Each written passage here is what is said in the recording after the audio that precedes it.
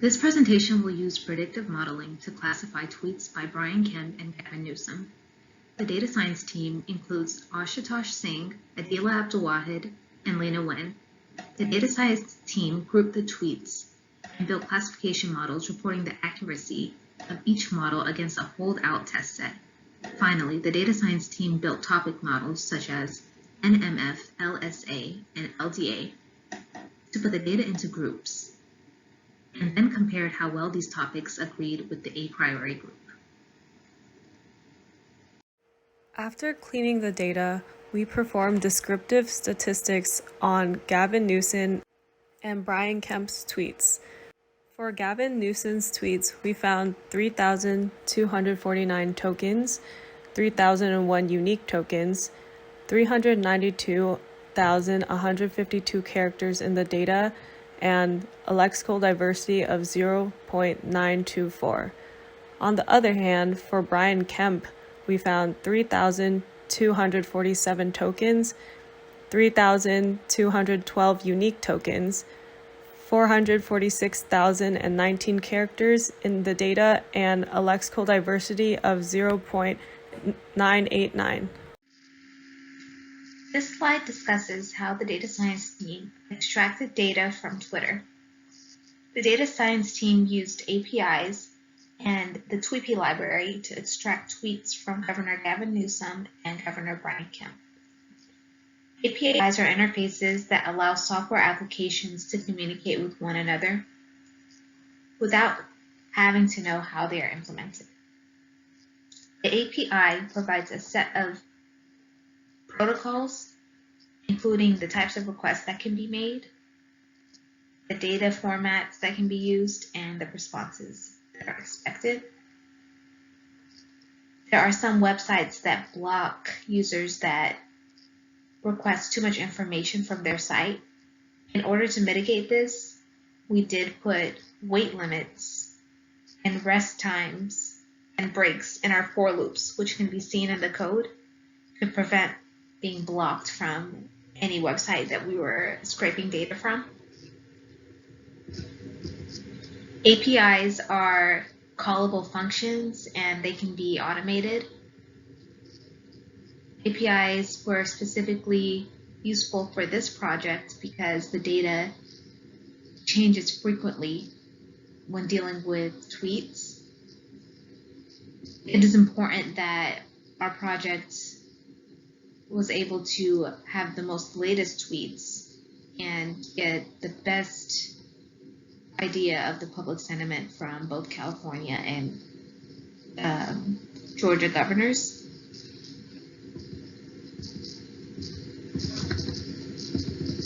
The data science team used the user timeline method of the API class in the Tweepy model to get the most recent statuses posted from both governors, Gavin Newsom and Brian Kemp.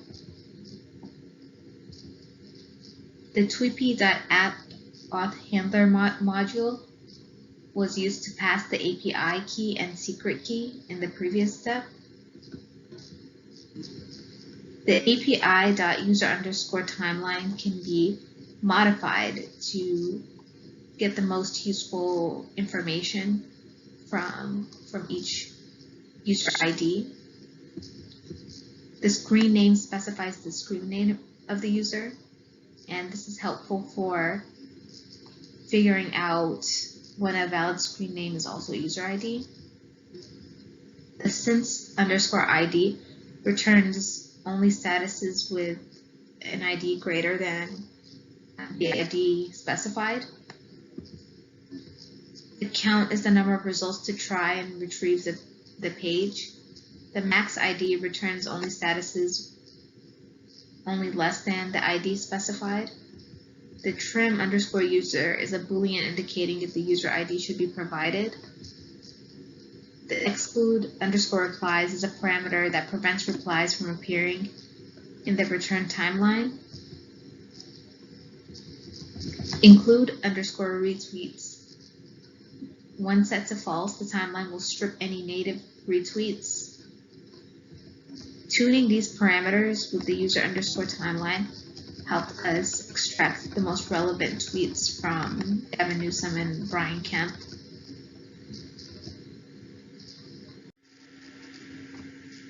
The data cleaning portion of the project. The function shown below cleans the text. The function initially states that if the text is not a string, then it should return nothing. Then the function converts the text to lowercase and uses regularized expressions with the code re.sub. The re.sub has parameters such as pattern, repl, string, count equals 0, flags equals 0. This returns the string obtained by replacing the left occurrences of a pattern in the string with the replacement repl. If a pattern is not found, the string is returned unchanged, but if a pattern is found, then the function changes the string and returns the text. If it is a string, any backslash escapes are processed. For example, a \n is converted into a new single-line character.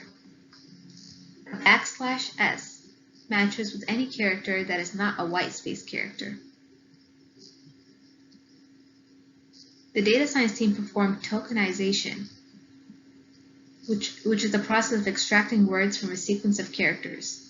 Tweets and words are often separated by white spaces and punctuations, and regularized expressions apply simple patterns to clean up the text that matches the words. Customized regular expressions provide precision and domain-specific token patterns.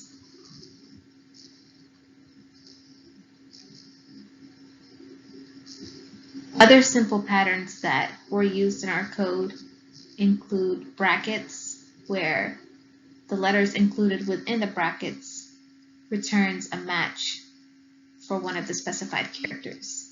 For example, bracket ARN would return AR or N. Anything with a caret within the bracket returns a match for all the characters except everything that is in the bracket. A bracket lowercase a to n would return a match for any lowercase character between a and n. Bracket 0, 1, 2, 3 returns a match where any of the digits 0, 1, 2, or 3 are present.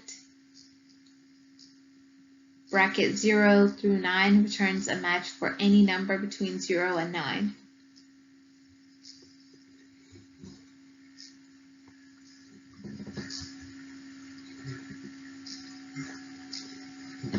There are some characters that don't have specific meanings. A plus, asterisk, period, pipe, or curly brace have no special meaning. So that means if there's a plus in front of any of these characters, it returns a match for any of those characters in the string. A \a returns a match. A \A returns a match if the characters are at the beginning of the string. A \lowercase c returns a match where the string contains digits from 0 to 9. A \lowercase s returns a match where the string has a white space, and a \uppercase s returns a match where the string does not have any white space characters. A \lowercase w returns a match where the string contains any word characters from A to Z, digits from 0 to 9, and underscore characters. A \uppercase w returns a match when the string does not contain any word characters. Regularized expressions help specify what specific characters are allowed in our code and helps clean our code. The clean data shows that the function successfully removed extra punctuations, web URLs, and made all the text lowercase. The data science team split the data into a training and test set using a 30-70 split. The training data had 4,547 rows, while the test data had 1,949 rows. The data frame had two columns, the ID column and the clean text column.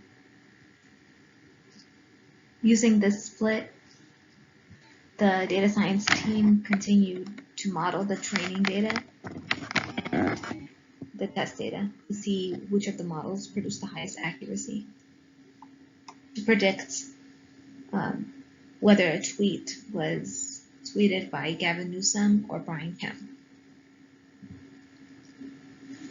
The team continued to clean the data by removing stop words that would make it too obvious who authored the tweet. Words like California are clearly associated with Gavin Newsom, and Georgia is associated with Brian Kemp. Common stop words are included in the NLTK-NLP library. We included words like California, Georgians, Georgia to the stop word library to make our models more accurate. Stop words don't carry relevant information, but they can potentially hinder the accuracies of the model and additionally hide interesting content because they occur so frequently.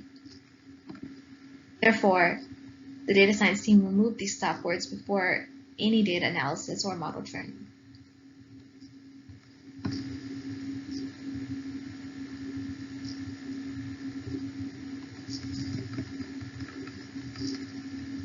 Additionally, the data science team used the TF-IDF term frequency inverse document frequency to transform the clean text data.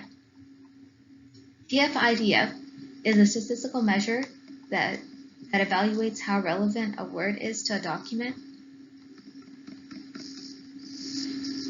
TF-IDF multiplies two metrics: how many times the word appears in a document and the inverse document frequency of the word across all documents.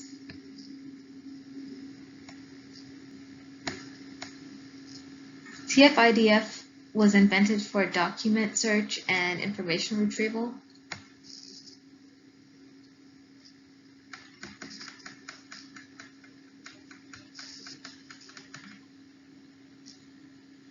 The inverse document frequency of the word shows how rare a word is, and the closer it is to zero, that shows that the word is more common. If a word is very common, the TF-IDF will approach zero. Otherwise, if it is not common, it will approach 1. Now we move on to classification models. The 7 models we ran were random forest, XGBoost, logistic regression, naive Bayes, linear support vector classifier, support vector machines, and k-nearest neighbors. After running the random forest model, we find that the average precision, recall, F1 score, and accuracy were 0.82 across the board.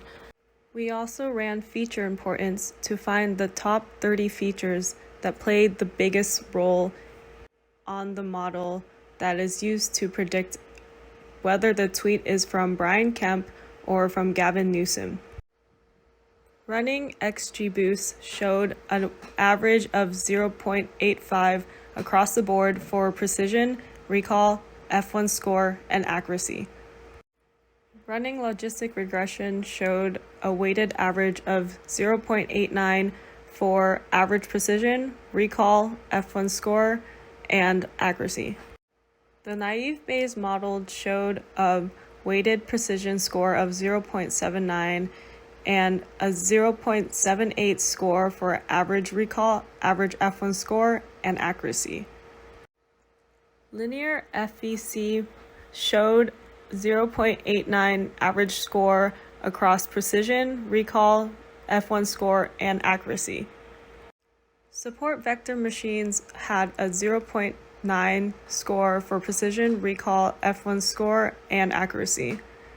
For k nearest neighbors, we found that the best number of neighbors was 1. However, when we ran our model, it only led to a 0.58 accuracy score, which shows that the model greatly overfit in the training phase. It also showed a 0.73 average precision, 0.58 average recall, and 0.51 average F1 score. This is the summary of model performance for the 7 models we ran for our dataset. We found that support vector machines ran best with a score of 0.9 across the board for average precision, average recall, average F1 score, and accuracy.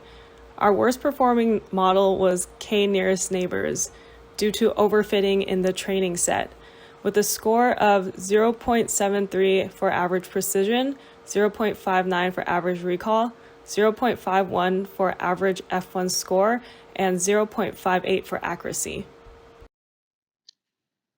Along with 7 models which we have seen in the previous slides, we have executed 3 topic models, namely LDA, LSA, and NMF. As we can see, in LDA model, we have picked 2 handles and ran model on their tweets. As we know, LDA or latent Dirichlet allocation is one of the most popular topic modeling algorithms around. It is a generative statistical model that allows observation to be explained by unobserved group that explain why part of the data are similar. It took corpus of document as an input, assumed that each document is a mixture of small number of topics and that each word is attributable to one of the document's topic. As you can see, we have used number of component as 2. So words are grouped in 2 topics, which is topic 00 and topic 01, as we can see at the right hand side. Topic 00 is not as clear cut but generally seems to touch on positive words. And topic 01 shows that word Kemp, which indicate that it has grouped Brian Kemp's tweet. The idea here is to test whether the distribution of hidden semantic information could predict tweets from either Kemp or Brian. It would be good to run LDA on our corpus with different number of topics and see if word distribution per topic looks sensible. Moving to next slide. LSA topic model. LSA is a statistical method used to derive meaning from a text.